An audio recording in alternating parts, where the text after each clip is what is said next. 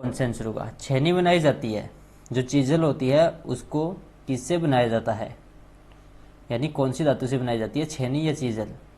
उच्च कार्बनी इस्पात से, या उच्च गति इस्पात से, या कास्ट स्टील से, या टंगस्टन स्टील से? जल्दी से बताइए,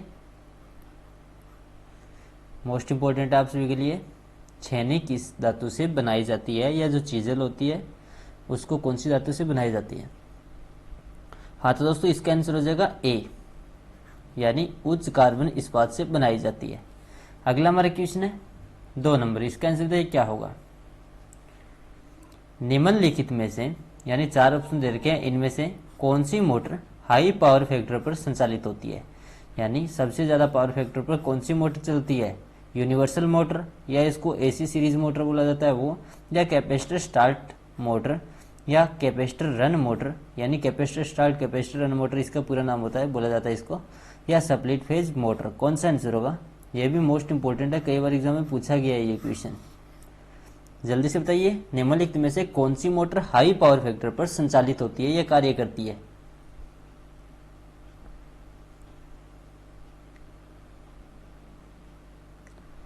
हाँ तो दोस्तों इसका कौन सा आंसर होगा, जल्दी से बताइए। इसका आंसर हो जाएगा सी, यानी capacitor start capacitor run motor. तो इस मोटर का उपयोग कहाँ पे किया जाता है? ज़्यादातर जो रेफ्रिजरेटर्स होते हैं या फ्रीज होते हैं उनके अंदर इसका उपयोग किया जाता है। तो बहुत ज़्यादा इंपॉर्टेंट क्वेश्चन है आप सभी के लिए। अगला हमारा क्वेश्चन है 3 नंबर, इसका आंसर बताइए क्या होगा। अब बात आती है विद्युतीय जो सोल्डर होता है या इलेक्ट्रिशियन के लिए जो सोल्डर होता है उसका मिश्रण किस प्रकार होता है? 37% टीन 63%, सॉरी लेड 37%, टीन 63%, या लेड 50%, टीन 50%, या लेड 63%, या टीन 37%, या लेड 17%, टीन 30%? कौन सा आंसर होगा? जल्दी से बताइए, ये भी मोस्ट इम्पोर्टेंट है आप सभी के लिए। विद्युतीय सोल्डर मिश्रण कौन सा होता है इलेक्ट्रिशियन के लिए? कई बार एग्जाम में पूछा गया ये क्वेश्चन, तो दोस्तों मैंने थोड़ा सा उल्टा कर दिया इसको, तो इसका आंसर हो जाएगा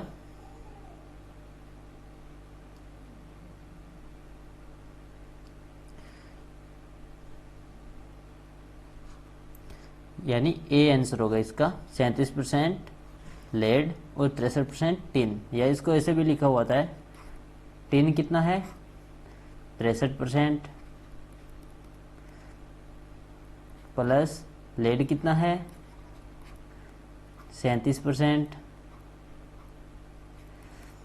यानी जितनी भी लेड की मात्रा होगी उतना ही सोल्डर कठोर होगा, और जितना ही आपको नरम करना है सोल्डर तो उसमें आपको टिन की मात्रा को बढ़ाना पड़ेगा। जितनी टिन की मात्रा ज़्यादा होगी उतना ही ज़्यादा नरम होगा सोल्डर। यानी इन चारों ऑप्शनों में से सबसे नरम सोल्डर कौन सा है? नरम सोल्डर है दोस्तों ए वाला, यानी इसमें सबसे ज़्यादा टिन किस में है? ए में 63%, और सबसे जो कठोर सोल्डर है वो कौन सा है? वो है डी, यानी इसके अंदर लेड 70% है और टिन 30% है सिर्फ, यानी सबसे कठोर यही है। अगला हमारा क्वेश्चन है 4 नंबर, इसका आंसर बताइए क्या होगा। सार्वजनिक इमारतें या जो ऑफिस होते हैं उनमें आमतौर पर कौन सा वायर सिस्टम लगाया जाता है, यानी वायरिंग किस प्रकार से की जाती है? क्लिट वायरिंग, या कैसिंग कैपिंग वायरिंग बोला जाता है जिसको, या सीटीएस वायरिंग जिसको कैब टायर शीथ इसका पूरा नाम होता है, कैब टायर शीथड, या कंड्यूट वायरिंग? कौन सा आंसर होगा? ये भी मोस्ट इंपॉर्टेंट है। यानी सार्वजनिक इमारतें या जो ऑफिस वगैरह होते हैं उनमें आमतौर पर कौन सी वायर सिस्टम लगाया जाता है, यानी किस प्रकार की वायरिंग का प्रयोग किया जाता है? हाँ तो दोस्तों इसका आंसर हो जाएगा डी, यानी कंड्यूट वायरिंग का, जो कि दीवार के अंदर ही स्थापित की जाती है प्लास्टर करने से पहले। अगला हमारा क्वेश्चन है दोस्तों 5 नंबर, इसका आंसर बताइए क्या होगा। अब बात आती है डीसी जनरेटर से उत्पन्न होने वाला जो ईएमएफ होता है या इलेक्ट्रोमोटिव फोर्स होता है वो प्रभावित ईएमएफ है, गतिहीन है या गतिशील पर है, या मैग्नेटिकली है या इलेक्ट्रोस्टैटिकली है? कौन सा आंसर होगा? यानी डीसी जनरेटर से जो उत्पन्न होने वाला ईएमएफ होता है या इलेक्ट्रोमोटिव फोर्स बोलते हैं जिसको, तो वो प्रभावित ईएमएफ होता है। किस प्रकार का होता है, यानी किस चीज से प्रभाव पैदा करता है वो? जल्दी से बताइए, मोस्ट इंपॉर्टेंट क्वेश्चन है ये भी आप सभी के लिए।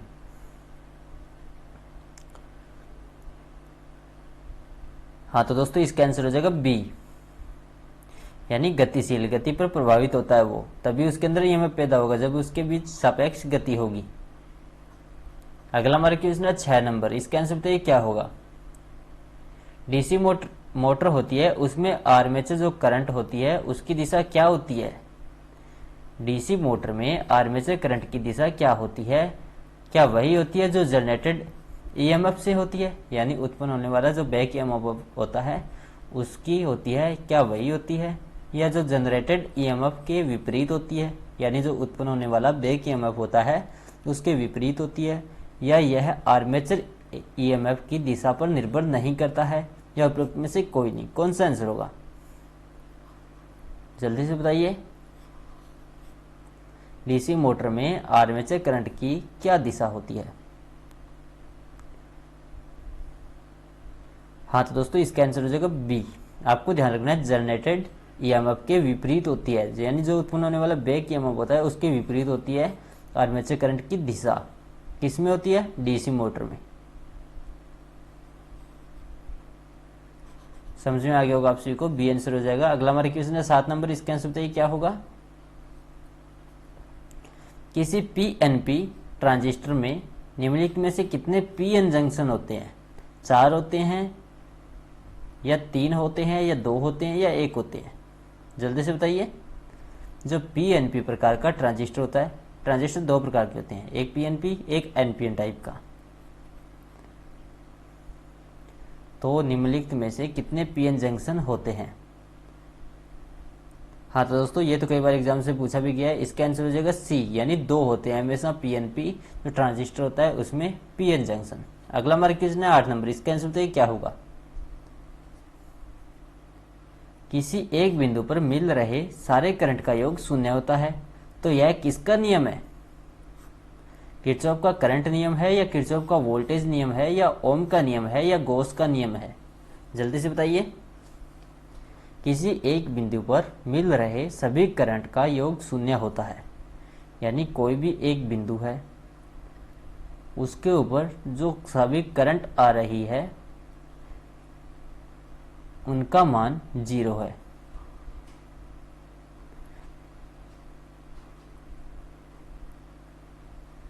यानी ये जो मान है यहाँ पे ये 0 बताया गया है, तो यह किसका नियम है। हाँ तो दोस्तों इसका आंसर हो जाएगा ए, यानी किरचॉफ का करंट नियम है। किरचॉफ ने 2 नियम प्रतिपादित किए थे, एक तो किया था धारा का नियम, एक किया था वोल्टेज का नियम। धारा का नियम कहता है किसी संगम बिंदु पर, पहला नियम है, यानी धारा नियम में उन्होंने 2 प्रकार से नियम बताए थे। एक तो बताया था किसी संगम बिंदु पर यानी मिल रही सभी धाराओं का योग 0 होता है, और दूसरा बताया था किसी संगम बिंदु पर आने वाली धाराओं का जो योग होता है वो जाने वाली धाराओं के योग के बराबर होता है। यानी जैसे मान लो 3 वायर आ रही है किसी प्रकार से, या 3 प्रकार से इसके अंदर करंट आ रहा है 3 लाइनों के द्वारा, और 3 लाइनों के द्वारा ही जा रहा है, तो आने वाली जो धाराओं का योग है वो इन धाराओं के योग के बराबर होगा या तुल्य होगा। ये इसने नियम प्रतिपादित किया था। दूसरा नियम था इसका वोल्टेज नियम।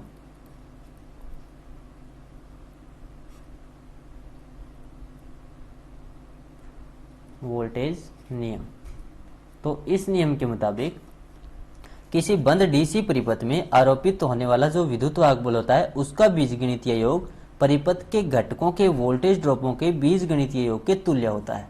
यानी कोई भी मान लीजिए एक परिपथ है जिसके अंदर रेजिस्टेंस लगे हुए हैं अलग अलग प्रकार के या अलग अलग मान के, तो उसके सिरों पर जो ईएमएफ लगाया जाता है तो उसका मान और जो इनके सिरों पर जो ड्रॉप हुआ है वोल्टेज का मान वो हमेशा इसके बराबर होता है या तुल्य होता है। ये इसने प्रतिपादित किया था नियम।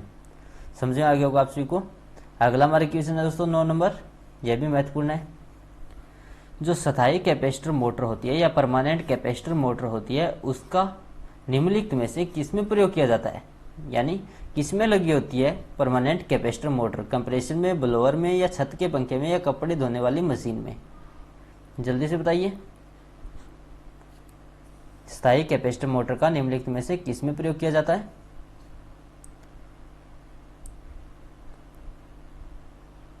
हाँ तो दोस्तों इसका आंसर हो जाएगा सी, यानी जो छत का पंखा होता है उसमें किया जाता है, जिसको सीलिंग फैन बोला जाता है। उसके अंदर कौन सी मोटर होती है, कैपेसिटर जो परमानेंट कैपेसिटर मोटर होती है उसका उपयोग किया जाता है हमेशा छत के पंखे में या सीलिंग फैन में।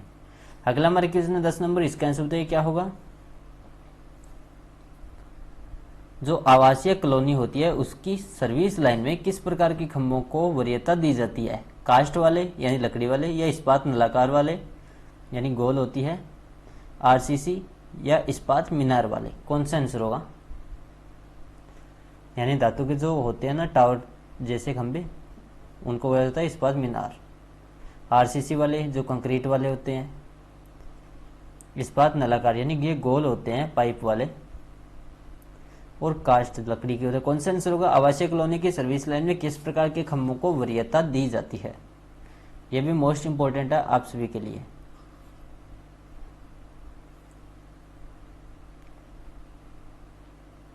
हाँ तो दोस्तों इसका आंसर हो जाएगा सी, यानी आरसीसी वाले खंभे होते हैं उनको दी जाती है वरीयता। अगला हमारा क्वेश्चन है 11 नंबर, इसका आंसर बताइए क्या होगा। सीलिंग फैन के स्वीप को निम्नलिखित संदर्भ में प्रकट किया जाता है। किसमें प्रकट किया जाता है।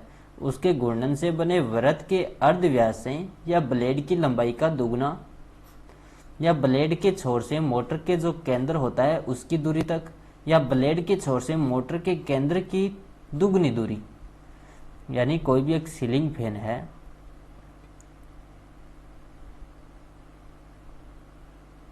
जल्दी से बताइए कौन सा आंसर होगा।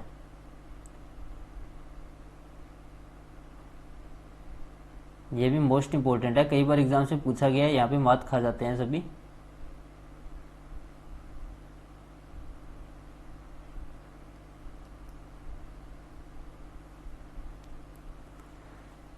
हाँ तो दोस्तों इसका आंसर हो जाएगा डी, यानी ब्लेड के छोर से जो मोटर का केंद्र है उसकी दोगुनी दूरी में इसका वर्गीकरण किया जाता है। यानी पंखे को आप किस प्रकार से नापते हैं, तो आपको क्या करना है, यहाँ से लेकर केंद्र के बीच की दूरी को मापना है। यानी कितनी दूरी है, ये दूरी कितनी है, तो इस दूरी को मापने के बाद में इसको आप इंटू 2 कर देंगे, यानी दुगुना कर देंगे। फिर यहाँ तक जो लंबाई आ जाएगी ये कितनी जगह को घेरता है वो इसकी लंबाई होती है। पंखे का वर्गीकरण किया जाता है इसी हिसाब से। समझ में आ गया होगा आपसी को।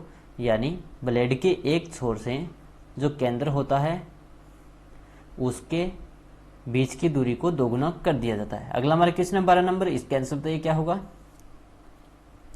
भारत में प्रथम परमाणु शक्ति संयंत्र की स्थापना कब की गई थी। सॉरी कहाँ पे की गई थी। कोटा जो कि राजस्थान में स्थित है, या तारापुर जो कि महाराष्ट्र में है, कलपक्कम जो कि तमिलनाडु में स्थित है, या नरोरा जो कि उत्तर प्रदेश में स्थित है। भारत में पहला परमाणु शक्ति संयंत्र कहाँ पे लगाया गया था, जल्दी से बताइए। यह भी मोस्ट इंपॉर्टेंट क्वेश्चन है आप सभी के लिए। हाँ तो दोस्तों इसका आंसर हो जाएगा बी। ये भी कई बार एग्जाम से पूछा जाता है, चाहे रेलवे का एग्जाम हो या कोई अदर कोई वैकेंसी हो। ये तो सभी के लिए उपयोगी है। जितने कैंडिडेट्स देख रहे हैं वो इस क्वेश्चन को याद कर लेना, कई बार लगभग ये क्वेश्चन पूछा भी जाता है। तो भारत में प्रथम जो परमाणु शक्ति संयंत्र है उसकी स्थापना कहाँ पर की गई थी, तारापुर जो कि महाराष्ट्र में स्थित है। अगला हमारा क्वेश्चन है 13 नंबर, इसके आंसर बताइए क्या होगा। एक अणुशक्ति इकाई किसके बराबर होती है। तो ये भी कई बार एग्जाम में पूछा गया है। एक अणुशक्ति किसके तुल्य होती है। 1.66 इंटू 10 की घात -24 किलोग्राम की, या 1.66 इंटू 10 की घात -27 किलोग्राम के, या 1.6 इंटू 10 की घात -19 किलोग्राम के, या 1.6 इंटू 10 की घात -13 किलोग्राम के। यानी एक अणुशक्ति किसके बराबर होती है, जल्दी से बताइए।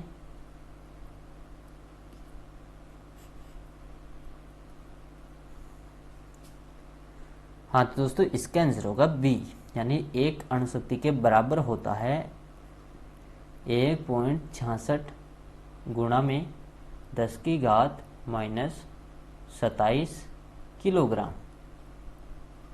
यानी केजी। ये एक अणुशक्ति के बराबर होता है। अगला हमारा क्वेश्चन दोस्तों 14 नंबर, इसका आंसर बताइए क्या होगा। 1 किलोग्राम प्राकृतिक यूरेनियम है तो वो किसके बराबर ऊर्जा देता है। 100 किलोग्राम कोयले के, यानी 1 क्विंटल मान लीजिए, या 1000 किलोग्राम कोयले के 10 क्विंटल मान लीजिए, या 5000 किलोग्राम कोयले के 50 क्विंटल मान लीजिए, या 10,000 किलोग्राम कोयले के, या इसको 100 क्विंटल मान लीजिए। कौन सा आंसर होगा? 1 किलोग्राम प्राकृतिक यूरेनियम है, वो किसके बराबर ऊर्जा देता है? ये बहुत बार एग्जाम में पूछा गया है। बहुत ही खतरनाक पदार्थ होता है यूरेनियम। जो विस्फोटक पदार्थ बनाए जाते हैं, जैसे मान लो बम वगैरह जो बनाए जाते हैं, उसके अंदर यूरेनियम का ही प्रयोग किया जाता है, क्योंकि ये बहुत ज़्यादा विस्फोटक होता है। जल्दी से बताइए कौन सा आंसर होगा? 1 किलोग्राम प्राकृतिक यूरेनियम किसके बराबर ऊर्जा देता है? हाँ तो दोस्तों इसका आंसर हो जाएगा डी, यानी 10,000 किलोग्राम कोयले के, यानी 100 क्विंटल कोयला, या 10,000 मान लीजिए, 10,000 किलोग्राम कोयला बराबर होता है 1 किलोग्राम यूरेनियम की। जहां पे आप 10,000 किलोग्राम कोयले का उपयोग कर रहे हैं, वहां पर अगर आप 1 किलोग्राम यूरेनियम का प्रयोग करेंगे तो वो इसी के बराबर होगा, यानी इतनी ऊर्जा वो देता है। अगला हमारा क्वेश्चन दोस्तों 15 नंबर, ये बहुत ज्यादा इंपॉर्टेंट है। इसका आंसर बताइए क्या होगा? ISI के अनुसार विद्युत जल तापक पिंड या वाटर हीटर बॉडी होती है और संयोजक होते हैं जो केबल जुड़ी हुई होती है या टर्मिनल मान लीजिए, तो उसके बीच विद्युत प्रतिरोध क्या होना चाहिए? यानी भारतीय नियमों के अनुसार विद्युत जल तापक पिंड या वाटर हीटर बॉडी होती है और जो संयोजक होता है केबल का, तो उसके बीच विद्युत प्रतिरोध कितना होना चाहिए? 0.01 मेगा ओम या 0.5 मेगा ओम से कम नहीं होना चाहिए, या 1 किलो ओम या 0.01 किलो ओम। कौन सा आंसर होगा? जल्दी से बताइए।